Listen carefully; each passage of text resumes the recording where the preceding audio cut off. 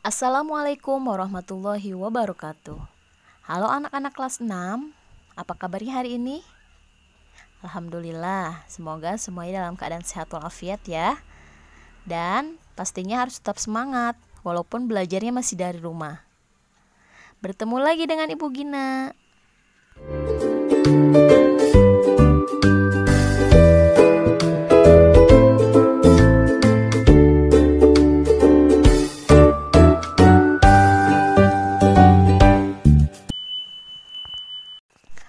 Hari ini kita belajar pelajaran tematik muatan pelajaran ilmu pengetahuan alam. Minggu lalu kita sudah belajar cara tumbuhan menyesuaikan diri terhadap lingkungan. Seperti halnya tumbuhan, hewan juga melakukan penyesuaian diri. Nah, hari ini kita akan belajar tentang cara hewan menyesuaikan diri terhadap lingkungan. Ibu akan jelaskan dulu ya tujuan hewan melakukan penyesuaian diri. Secara umum, tujuan hewan melakukan penyesuaian diri adalah untuk mempertahankan hidup. Namun, secara khusus, tujuan penyesuaian diri pada hewan adalah yang pertama, memenuhi kebutuhan hidup, misalnya air dan makanan. Yang kedua, mengatasi kondisi lingkungan yang ekstrim, misalnya lingkungan yang sangat panas, dingin, atau kering. Dan yang terakhir, melindungi diri dari pemangsa. Seperti yang sudah kalian ketahui, bahwa hewan itu makanannya memiliki jenis yang berbeda-beda. Nah, perbedaan jenis makanan mengakibatkan hewan memiliki struktur tubuh yang berbeda juga, sehingga penyesuaian dirinya pun berbeda-beda. Berikut beberapa contoh penyesuaian struktur atau alat tubuh hewan terhadap lingkungannya. Yang pertama adalah struktur gigi. Perbedaan struktur gigi dapat ditemukan pada jenis hewan karnivora, herbivora, dan omnivora.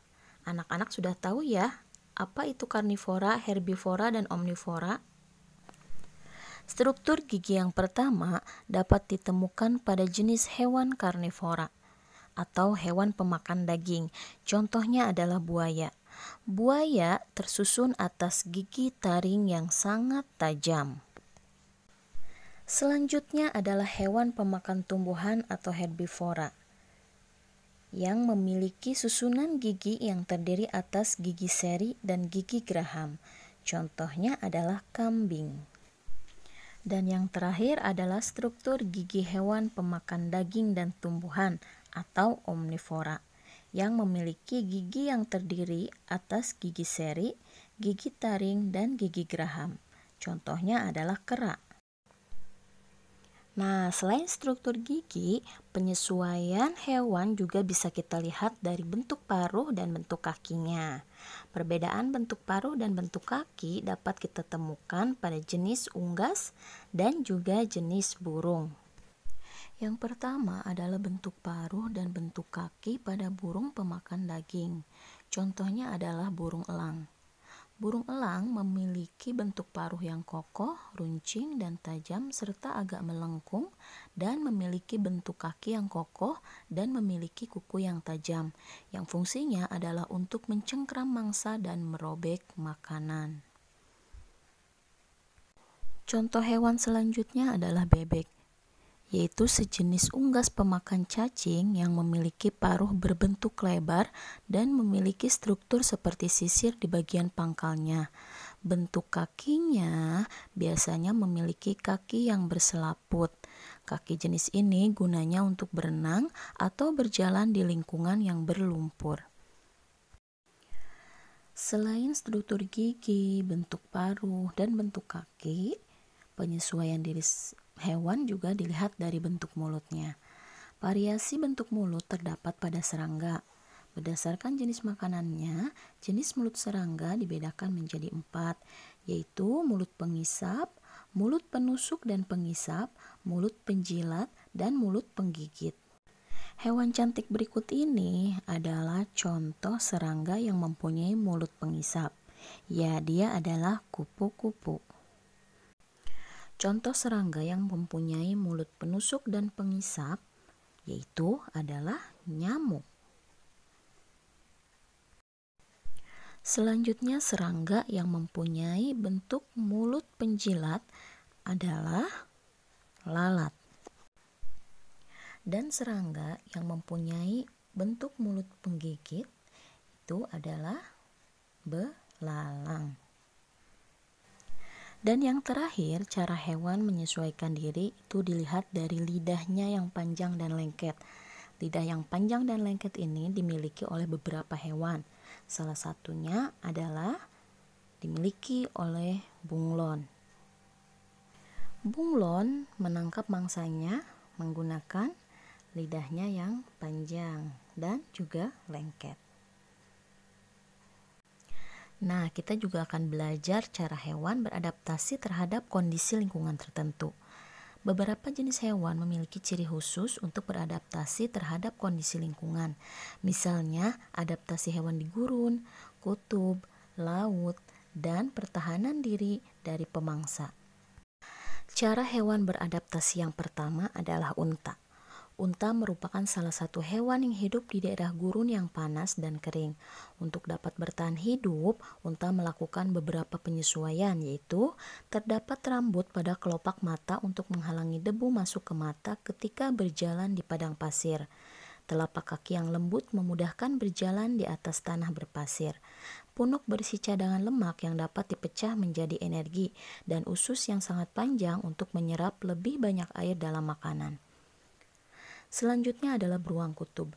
Beruang kutub hidup di daerah yang sangat dingin di permukaan bumi, yaitu di kutub.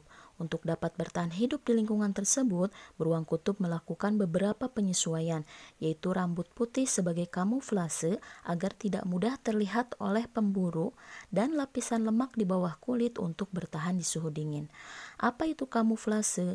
Kamuflase adalah kemampuan yang dimiliki oleh hewan untuk menyesuaikan warna atau bentuk tubuhnya dengan lingkungan di sekitarnya dengan cara memanfaatkan warna atau bentuk tubuhnya agar sesuai dengan lingkungan sekitar. Kemudian kelelawar. Kelelawar memiliki kemampuan ekolokasi, yaitu kemampuan untuk mendeteksi mangsa, pemangsa, dan benda sekitarnya menggunakan pantulan bunyi. Selanjutnya adalah burung hantu.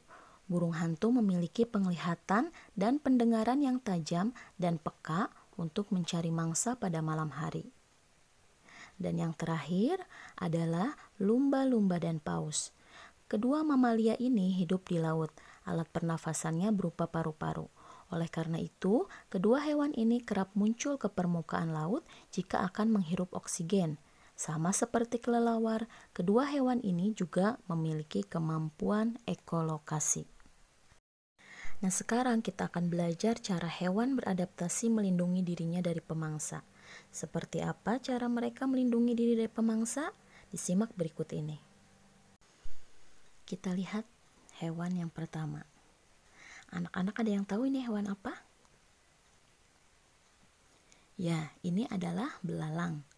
Belalang sembah. Belalang sembah memiliki kemampuan berkamuflase. Tadi sudah dijelaskan ya apa itu kamuflase. Nah, tujuannya untuk apa?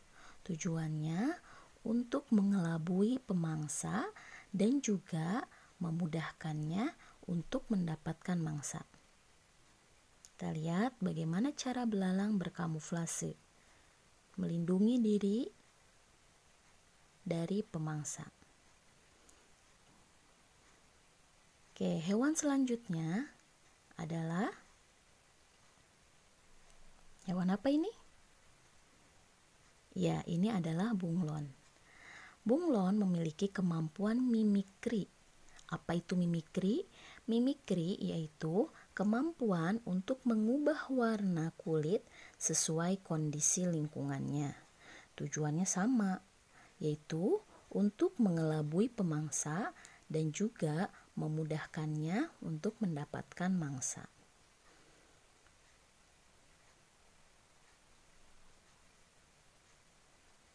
Kita lihat cara bunglon melindungi diri dari pemangsa.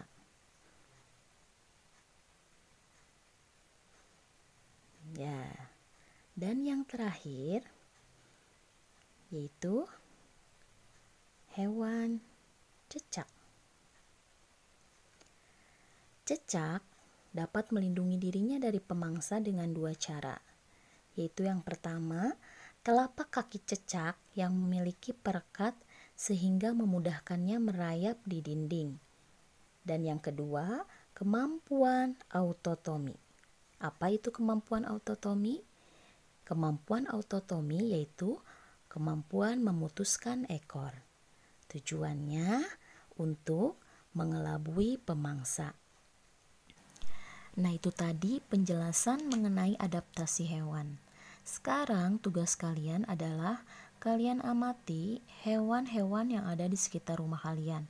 Kemudian carilah informasi cara hewan tersebut menyesuaikan diri dengan lingkungan dan manfaat penyesuaian diri hewan tersebut.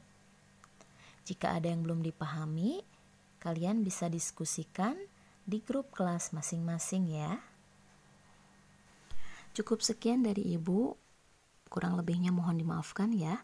Mudah-mudahan bisa bermanfaat untuk kalian. Sampai bertemu lagi nanti. Tetap semangat. Wassalamualaikum warahmatullahi wabarakatuh.